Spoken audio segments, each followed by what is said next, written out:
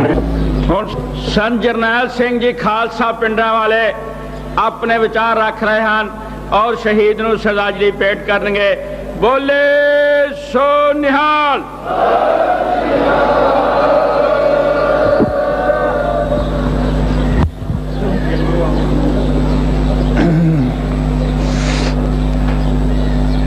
सतगुरु गरीब नवाज सच्चे पातशाह जी की साजी नवाजी गुरु रूप गुरु खालसा साध संगत जीओ सब संगत गज के बुलाओ। वाहिगुरु जी का खालसा गुरु प्यारे खालसा जी, अज आपां शहीद भाई हरदेव सिंह जी की पवित्र याद विच इकट्ठे होए हाँ। ये शहादत जिस तरीके दे नाल सड़क उपर जांदियां होया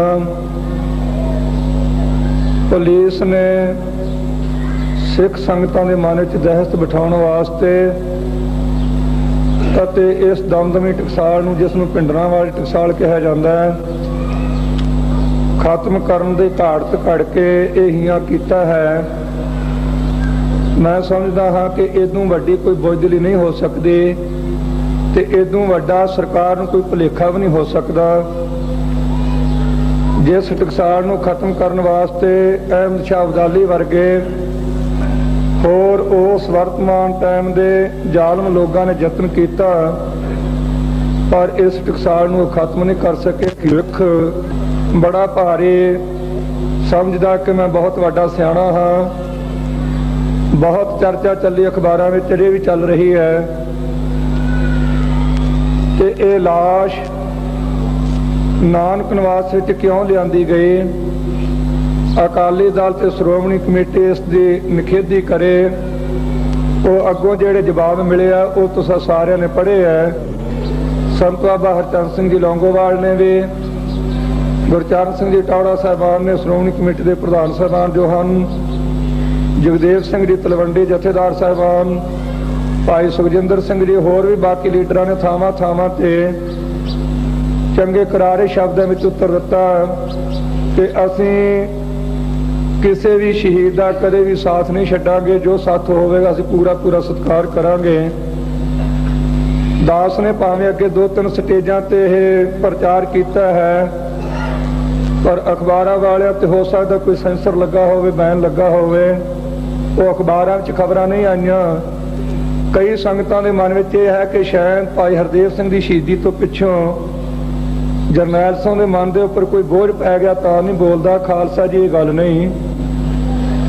संगतां जिन्नियां कि इत्थे इकत्तर हुंदियां जां मिलदियां उन्हां नूं तां सारिआं नूं पता, पर जिहड़ियां बाहर संगतां बैठियां उन्हां नूं अखबारां द्वारा ही पता लगना ते अखबारां विच खबरां नहीं आ रहीआं। मैं अज संगत नूं बेनती करनी चाहुंदा हाँ ते खास करके पंजाब दे मुख मंत्री नूं चैलेंज करके कहना चाहुंदा जिहड़ा उहने पुछिआ है कि लाश इत्थे क्यों लिआंदी गई।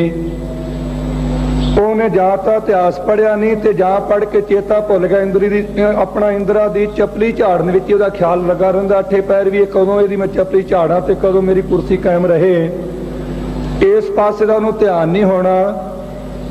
जिस टकसाल नूं खत्म करन वास्ते इसने यतन किया है, इस टकसाल दा प्रमुख सेवादार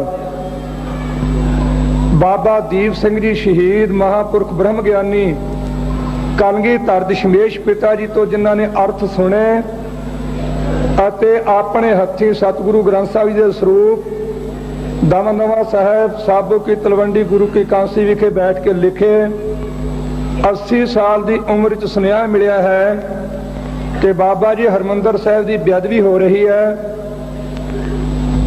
बर्दाश्त नहीं किया, अरदास करके तुर पे हैं। तरन तारण साहब के लागे आके लकीर खिंच दी कि भाई जिसनों अपने परिवार का मोह है, जिसनों शरीरक तौर पर जिउण का शौक है, जिसनों पदार्थों की प्रवृत्ति का चाह है, वो वापस चले जावो। जिसनों शहादत चाव चढ़िया होया ते धर्म नाल प्यार है ते हरमंदर साहब की पवित्रता कायम रखने का इच्छुक है, वो लकीर तो गाह आ जावो। बाबा जी दे ये बचन कहण तो ਜਿਨ੍ਹਾਂ ਦੇ ਮਨ ਵਿੱਚ ਕਾਇਰਤਾ ਸੀ ਉਹ ਪਿੱਛੇ ਮੁੜੇ, ਜਿਨ੍ਹਾਂ ਦੇ ਮਨ 'ਚ ਦ੍ਰਿੜਤਾ ਸੀ ਉਹ ਅੱਗੇ ਲੰਘੇ।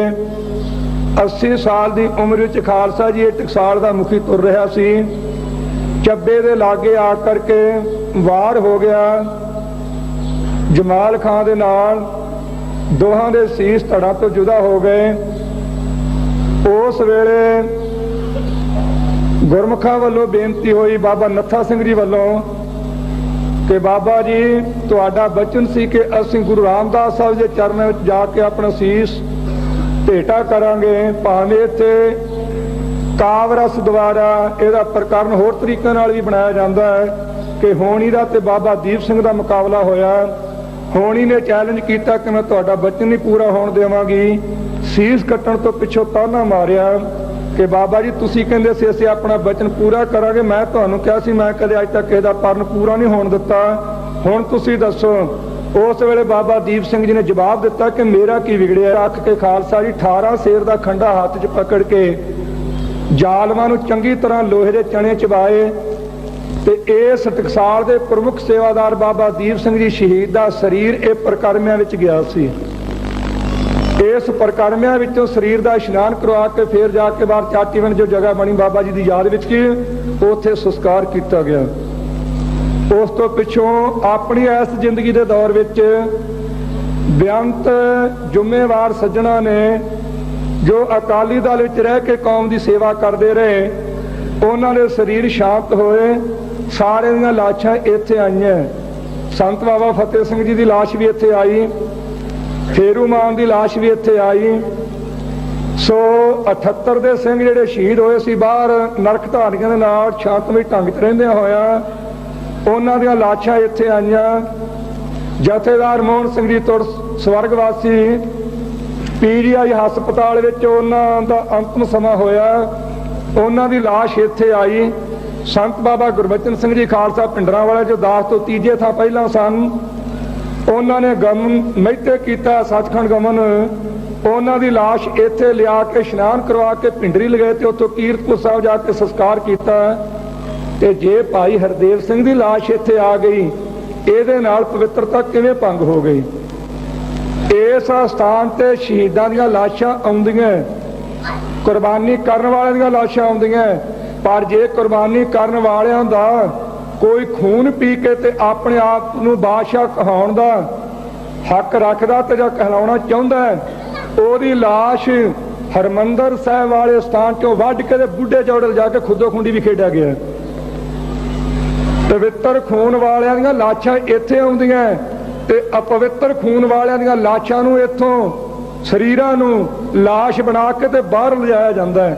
ਇਹ ਕਹਿੰਦਾ ਜੀ ਕਿ ਇੱਥੇ ਆ ਗਏ।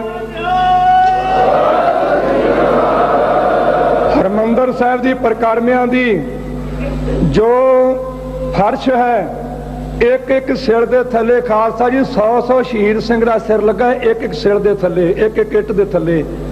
ਇੰਨਾ ਭਾਰੀ ਖੂਨ ਡੁੱਲਿਆ ਇਸ ਪਵਿੱਤਰਤਾ ਨੂੰ ਕਾਇਮ ਰੱਖਣ ਵਾਸਤੇ।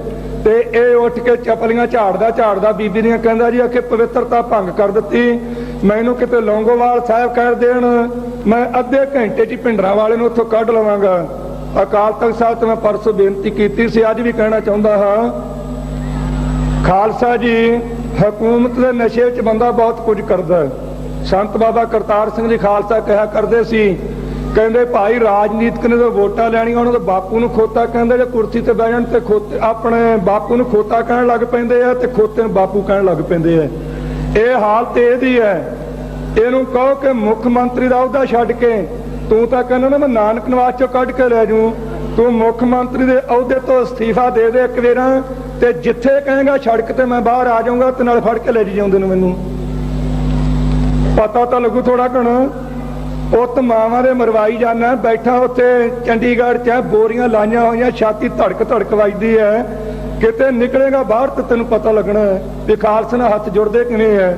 ਸੋ ਮੈਂ ਬੇਨਤੀ ਕਰਾਂਗਾ ਸਾਰੀ ਕੌਮ ਨੂੰ ਕਿ ਖਾਲਸਾ ਜੀ ਆਪਾਂ ਨੂੰ ਡਿਕਟੇਟਰ ਸਾਹਿਬ ਦਾ ਹੁਕਮ ਹੈ ਸ਼ਾਂਤੀ ਰੱਖਣੀ ਹੈ ਤੇ ਸ਼ਾਂਤੀ ਚਾਹੀਦੀ ਵੀ ਹੈ, ਪਰ ਇੱਕ ਬੇਨਤੀ ਜ਼ਰੂਰ ਕਰਾਂਗਾ, ਸ਼ਾਂਤੀ ਇਹੋ ਜਿਹੀ ਨਹੀਂ ਚਾਹੀਦੀ ਕਿ ਬਰਬਾਦੀ ਹੋ ਜਾਵੇ ਸਿੱਖ ਕੌਮ ਦੀ ਤੇ ਇੱਕ ਮਾਮੂਲੀ ਬੰਦਾ ਸਿੱਖਾਂ ਤੇ ਫੇਰ ਸ਼ਾਂਤੀ ਰੱਖਣੀ। ਇਹੋ ਜਿਹੀ ਸ਼ਾਂਤੀ ਦਾ ਮੈਂ ਹਾਮੀ ਨਹੀਂ।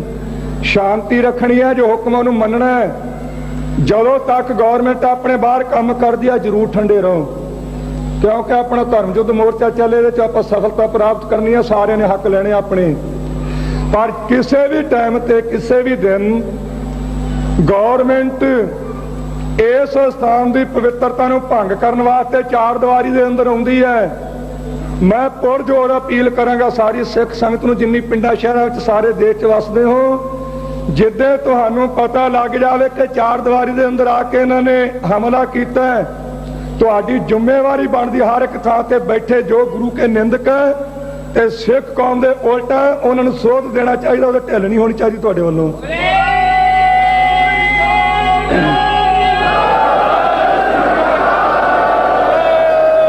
पर यह गल चेते रखनी है ना होवे कि एवें कोई उत्थों शोशा छड्ड देवे, फिर नहीं तुहानूं पक्का पता लग जाए कि इन्होंने आण के इत्थे सिंह मारे है, सिंह शहीद किए, हमला किया, तो फिर उड़ीकना नहीं। ये ना सोचियो कि भिंडरांवाले का सुनेहा आवेगा, लौंगोवाल साहब का सुनेहा आवेगा, फिर गल करांगे, सुनेहा च पल्ले बन के ले जाओ।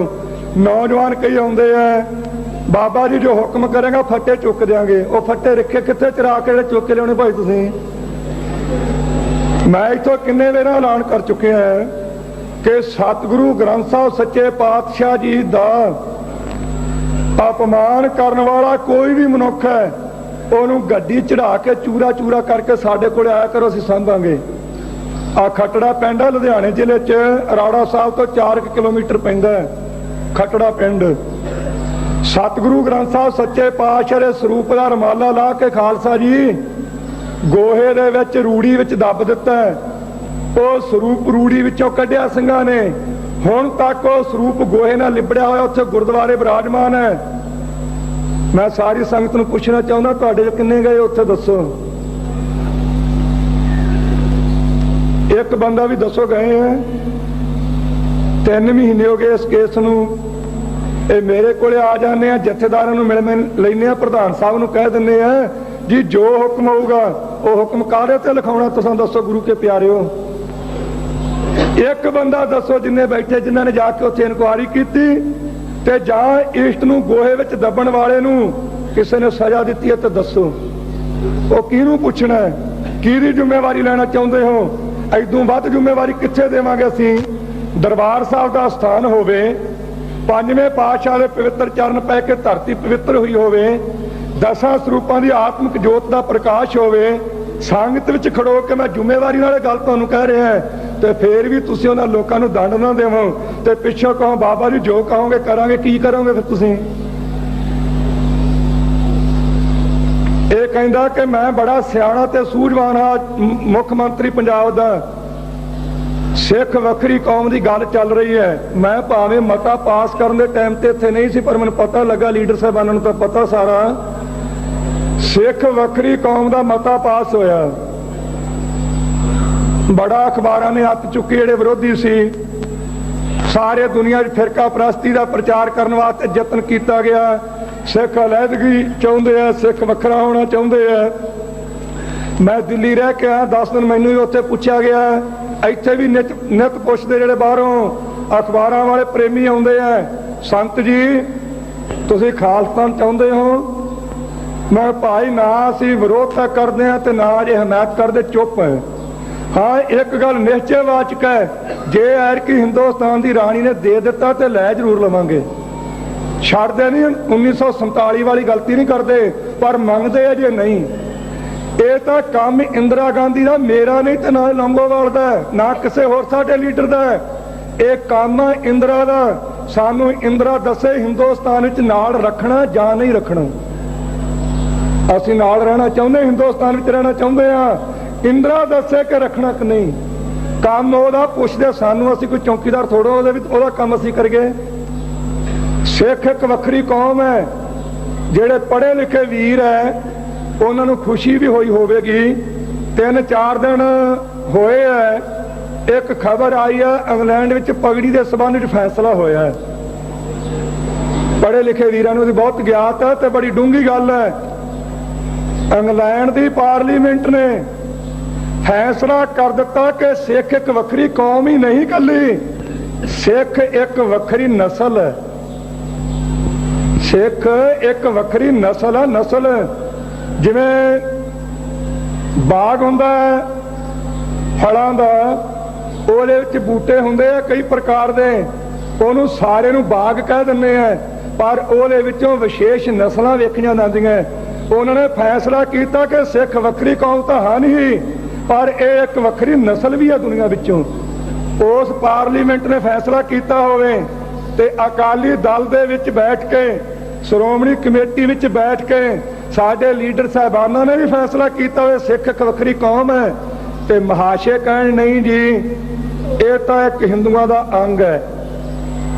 ਜੇ ਤਾਂ ਜਰੇਮ ਆਪਣਾ ਸਾਨੂੰ ਜਰੇਮ ਪੈਸਾ ਕਰਾਰ ਦੇਣਾ ਤੇ ਕਹਿੰਦੇ ਜੀ ਇਹ ਵੱਖਰੇ, ਜੇ ਅਸੀਂ ਨੌਕਰੀ ਕਰਨੀ ਹੈ ਤੇ ਇਹ ਵੱਖਰੇ, ਇਹਨਾਂ ਨੂੰ 1.5 ਨੂੰ ਭਰਤੀ ਕਰੋ ਤੇ ਦੂਜੇ 98.5 ਕਰੋ, ਤੇ ਜੇ ਪੇਟ ਪੂਰਤੀ ਦੇ ਸਾਧਨ ਵਾਸਤੇ ਕੋਈ ਯਤਨ ਕਰਨਾ ਅਸੀਂ ਹਿੱਸਾ ਲੈਣਾ, ਫਿਰ ਇਹ ਹਿੰਦੂਆਂ ਦਾ ਇੱਕ ਅੰਗ ਹੈ।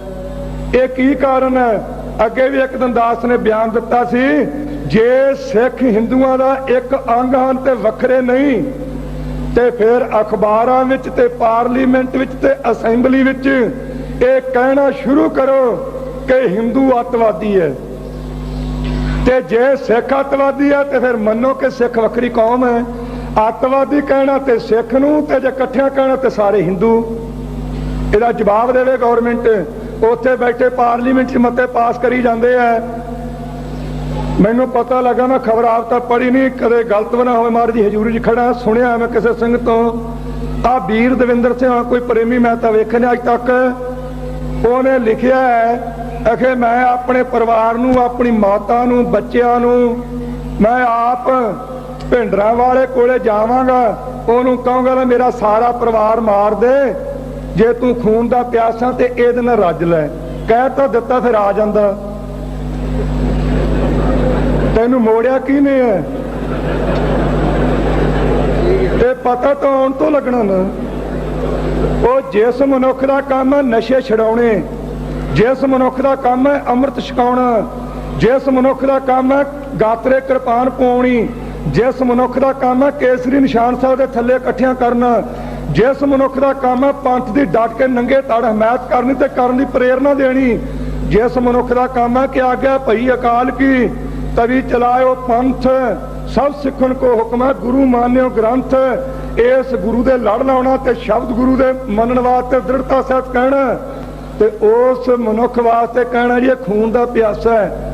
ਮੈਂ ਪੁੱਛਣਾ ਚਾਹੁੰਦਾ ਇਹੋ ਜਿਹੇ ਮੁੱਖ ਮੰਤਰੀ ਨੂੰ ਤੇ ਇਹਨਾਂ ਦੇ ਚਾਟੜਿਆਂ ਤੇ ਟੌਟਾਂ ਨੂੰ, ਜਿਸ ਮਨੁੱਖ ਦੇ ਰਾਜ ਵਿੱਚ ਇਸ਼ਟ ਨੂੰ ਅੱਗ ਲੱਗੀ ਹੋਵੇ, ਜਿਸ ਮਨੁੱਖ ਦੇ ਰਾਜ ਵਿੱਚ ਧੀਆਂ ਭੈਣਾਂ ਨੰਗੀਆਂ ਕਰਕੇ ਉਹਨਾਂ ਦੇ ਪਿਤਾ ਨੂੰ ਉੱਪਰ ਪਾਇਆ ਗਿਆ ਹੋਵੇ ਜ਼ਬਰਦਸਤੀ, ਜਿਸ ਮਨੁੱਖ ਦੇ ਰਾਜ ਵਿੱਚ ਸਿੱਖ ਦੇ ਧਾਰਮਿਕ ਸਥਾਨ ਦੀ ਪਵਿੱਤਰਤਾ ਭੰਗ ਕੀਤੀ ਗਈ ਹੈ ਤਮਾਕੂ ਸੁੱਟ ਕੇ, ਜਿਸ ਮਨੁੱਖ ਦੇ ਰਾਜ ਵਿੱਚ ਕਿਰਪਾਨ ਤੇ ਬੈਨ ਲੱਗਾ ਹੋਵੇ, ਜਿਸ ਮਨੁੱਖ ਦੇ ਰਾਜ ਵਿੱਚ ਉਹਦੀ ਆਪਣੀ ਜ਼ਬਾਨੀ ਬਚਨ ਹੋਣ ਕਿ ਮੇਰੀ ਬਦੌਲਤ ਇਹ ਸਿੱਖ ਕਲਚਰ ਖਤਮ ਹੋ ਗਿਆ। ਮੁੱਖ ਮੰਤਰੀ ਦਾ ਬਿਆਨ, ਪੰਜਾਬ ਦੇ ਮੁੱਖ ਮੰਤਰੀ ਜ਼ਕਰੀਆ ਦਾ ਉਹਦਾ ਬਿਆਨ ਹੈ ਕਿ ਮੇਰੀ ਬਦੌਲਤ ਸਿੱਖ ਕਲਚਰ ਖਤਮ ਹੋ ਗਿਆ, ਤੇ ਬਾਣ ਬੰਨਦਾ ਜ਼ਿੰਮੇਵਾਰੀ ਲੈਂਦਾ, ਕਹਿੰਦਾ ਮੈਂ ਕਿਹੜਾ ਅਕਾਲੀਆਂ ਨਾਲੋਂ ਘੱਟ ਹੈ, ਮੇਰੇ ਗਾਤਰੇ ਕਿਰਪਾਨ ਹੈ। ਉਹ ਬਟਰੂਪੀਏ ਰੂਪ ਵਿੱਚ ਹੋ ਕੇ ਕਹੀ ਤਾਂ ਜਾਂਦਾ ਚੀਜ਼ਾਂ ਤੇਰੇ ਰਾਜ ਵਿੱਚ ਨਹੀਂ ਹੋਈਆਂ। ਕੋਈ ਬਾਹ ਖੜੀ ਕਰਕੇ ਕਹੋ ਪੰਜਾਬ ਵਿੱਚ ਵਿਸ਼ੇਸ਼ ਤੌਰ ਤੇ ਸਮੁੱਚੇ ਤੌਰ ਤੇ ਹਿੰਦੁਸਤਾਨ ਵਿੱਚ ਪੁਲਿਸ ਵੱਲੋਂ ਕਿਸੇ ਵੀ ਹਿੰਦੂ ਦੇ ਘਰ ਨੂੰ ਤੇ ਫੈਕਟਰੀ ਨੂੰ ਅੱਗ ਲਾਈ ਹੋਵੇ ਪੁਲਿਸ ਨੇ, ਸਿੱਖਾਂ ਦੇ ਮੁੰਡਿਆਂ ਦੇ ਕਿੰਨਿਆਂ ਦੇ ਘਰ ਸਾੜੇ ਗਏ।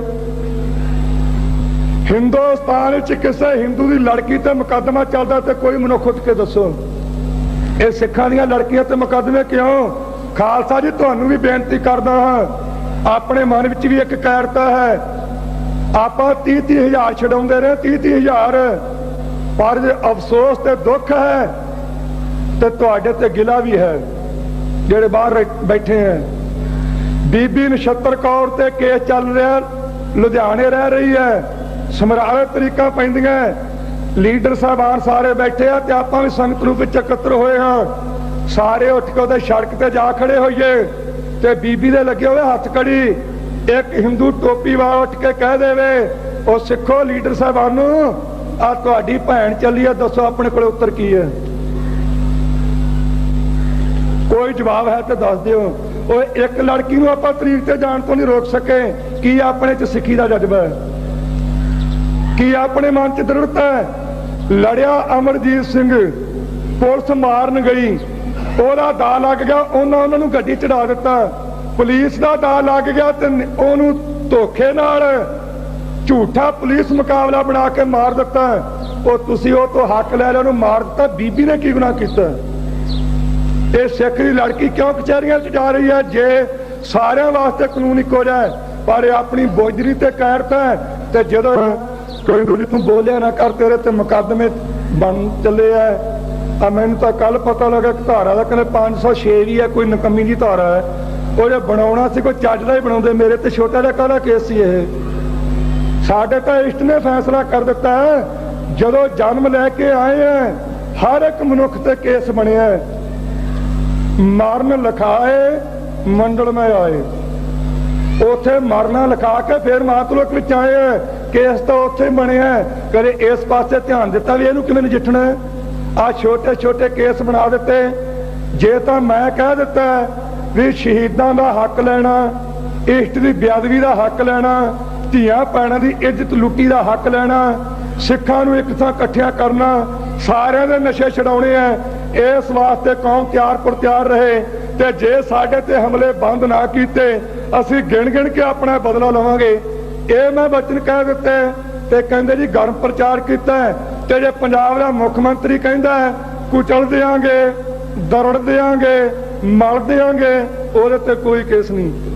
जे केवल कृष्ण कहंदा है ये संप्रदावां सारियां, अज तो 3 महीने पहला अकाली पत्रकार का एक बयान आया सी। आ केवल कृष्ण मैं वेख्या से एक बार उत्थे कीरतपुर साहब जिवें बकरी ते मींह पै जांदा तो काम दी ना ठक्के ना आए, उदों काम दा सी, हुण बड़ियां गल्लां करदा बाहर। सो खालसा जी उन्हें कहा कि संप्रदावां जिहड़ियां जां सिख अपने आप नूं वक्री कौम कहाउणा चाहुंदे है, वो सारे पाकिस्तान नूं चले जाण। हरियाणे विच एक बैठा सी, उन्हें कह दिता कि सारे सिख पंजाब चले जाण, किसी नूं हरियाणे च नहीं रहण देना। उन्हां ते कोई केस बनिआ? सिख दा पुੱਤ दा जदों तो जम पिया उस दिन तो उहदे ते केस चलना ही चलना है। जे धर्म की गल करनी है तो खालसा जी फोटो तुसी रखदे, फोटो मैं वैसे फोटो दे बहुता हक विच नहीं गा, फोटो रखदे हो तुसी। जे फोटो रखनी है तो धर्म की कमाई करनी है तो चरखड़ी की फोटो रखा करो, असीं चरखड़ी ते चढ़ना है। जे धर्म की गल करनी है तो टोका कोल रखा करो, साडा बंद बंद कट्टिया जाना है। जे सच कहण की जुरत करनी है तो फिर रंबी कोल रखा करो, खोपरी साडी जरूर लथेगी, वो भी गल करन दी नहीं। जे गल करन वाले नूं रोटी खवाउणी, प्रशादा छकाउणा, पानी पियाउणा तां लथणी है। तारू सिंह जी ने कोई वार नहीं सी कीता, कोई हथियार नहीं से रखिया, केवल प्रशादे पा के टोकरे विच गुरु की संगत नूं भुखिआं नूं छकाउंदा सी। ते उहनूं पुछया गया तुसीं प्रशादे छकाए है? कहंदा हाँ जी छकाए है। गां नूं बंद कर दे, नहीं करांगा। फिर खोपरी लथेगी, खोपरी लवा सकदा, बंद नहीं कर सकदा। खोपरी लथी खालसा जी, और सिंह दी खोपरी लथ गई। होया कि जदों खोपरी लथदी, जिवें अज ये कहंदे ने मैं अद्धे घंटे सारे खत्म कर दूं, इहनूं ये बड़ा भुलेखा है। जिदे इस स्थान ते हुण हमला होया, ये पिछली गल नहीं गी भी जेड़ा आ ते मुड़ के सच्चरा के माफी मंग लूं। मैं दृढ़ निश्चय नाल गल कहनी चाहुंदा हां, जिदे इस स्थान ते पुलिस वालों हुण हमला होया, ये दुनिया च मिसाल बनेगी कि खालिस्तान बनिया। उस दिन जरूर खालिस्तान बनेगा जिथे पुलिस हुण इत्थे इस अंदर आके कुछ भैड़ी हरकत करनी चाहेगी। भाई तारू सिंह दी खोपरी लथी ते खालसा जी जुत्ती नाल कुट के जकरिया नूं अगे ला के लगाई, 22 दिन बैठा रहा खोपरी लवा के। ते ये की कहंदा है ते मैं तंदरों जिउंदे नूं लै जूं कढ के, आ जी जे जुरत ते लै जावी, गां किहड़ा चूड़ियां पाईआं होईआं। पर मैं तुहानूं ये बेनती जरूर करदा इकट्ठे हो जाने हैं, दीवान लग जाता, श्रद्धांजलि दे के तुर जाने, बोलण वाले अपने थां ते, सुनने वाले अपने थां ते, ये बाहर जाके खुसरे बन के सौ क्यों जाने हैं? क्यों नहीं शस्त्रधारी होंदे? क्यों नहीं हथियारबंद होंदे? हथियार रख के शस्त्रधारी हो के किसी धी भैन की इज्जत लुटनी अपने वास्ते पाप है। ਜੀਵ ਘਾਤ ਕਰਨਾ ਆਪਣੇ ਵਾਸਤੇ ਪਾਪ ਹੈ। ਕਿਸੇ ਦਾ ਘਰ ਲੁੱਟਣਾ, ਦੁਕਾਨ ਲੁੱਟਣੀ ਆਪਣੇ ਵਾਸਤੇ ਪਾਪ ਹੈ। ਕਿਸੇ ਦੀ ਬੇਇੱਜ਼ਤੀ, ਪਰ ਹਥਿਆਰ ਰੱਖ ਕੇ ਆਪਣੀ ਕੀਤੀ ਬੇਇੱਜ਼ਤੀ ਦਾ ਹੱਕ ਨਾ ਲੈਣਾ ਵੀ ਪਾਪ ਹੈ।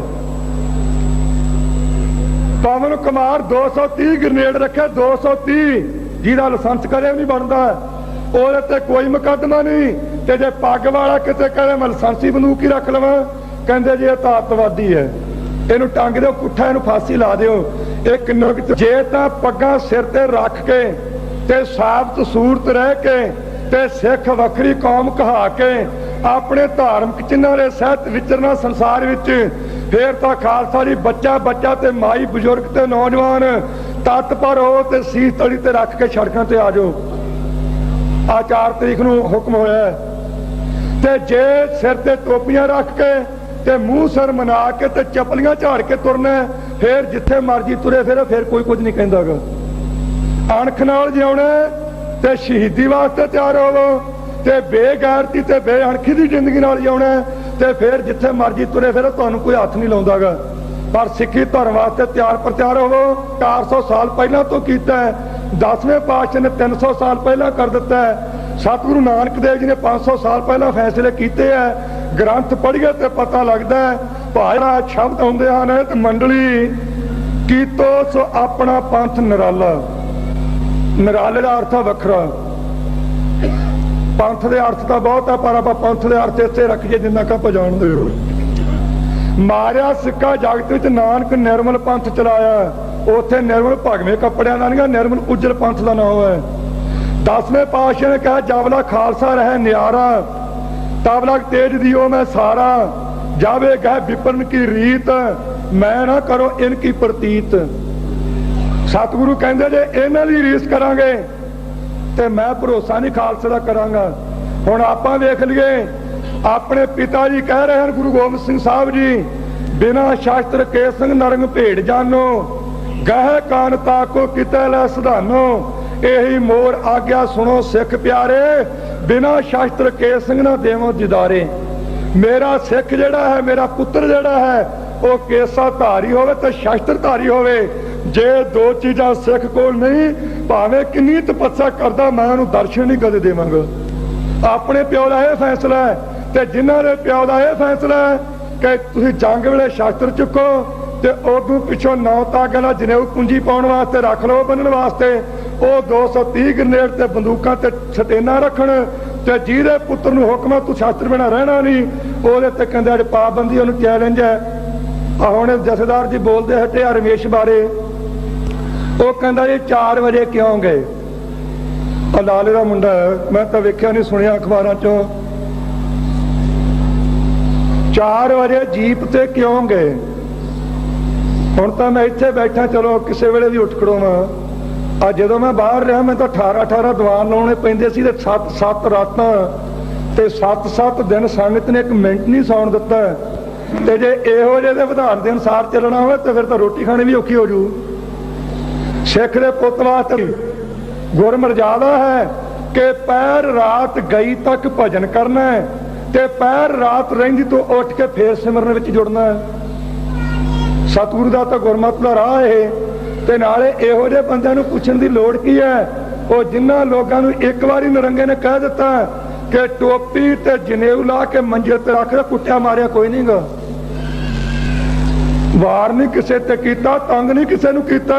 ਇੰਨੀ ਗੱਲ ਕਹੀ ਕਿ ਟੋਪੀ ਤੇ ਜਨੇਊ ਲਾ ਕੇ ਮੇਰੇ ਮੰਜੇ ਦੀ ਪੈਂ ਤੇ ਰੱਖ ਦਿਓ, ਤੇ ਦਿਨ ਚ ਟੋਪੀਆਂ ਤੇ ਜਨੇਊ ਲੈ ਕੇ ਤੇ ਜਾ ਕੇ ਕਹਿੰਦੇ ਜਨਾਬ ਕਿਰਪਾ ਕਰੀ ਸਾਨੂੰ ਬਚਾ ਲਈ, ਟੋਪੀ ਭਾਵੇਂ ਜਿਹੜੀ ਘਰੇ ਪਈ ਉਹ ਵੀ ਲੈ ਲੈ। ਉਹਨਾਂ ਲੋਕਾਂ ਦਾ ਡਰ ਕਰ ਹੈ। ਡਰ ਤਾਂ ਕੇਵਲ ਹੈ ਤੇ ਆਪਾਂ ਨੂੰ ਆਪਣੇ ਆਪ ਤੋਂ ਹੈ। ਉਹ ਕਿਹੜਾ ਹੈ?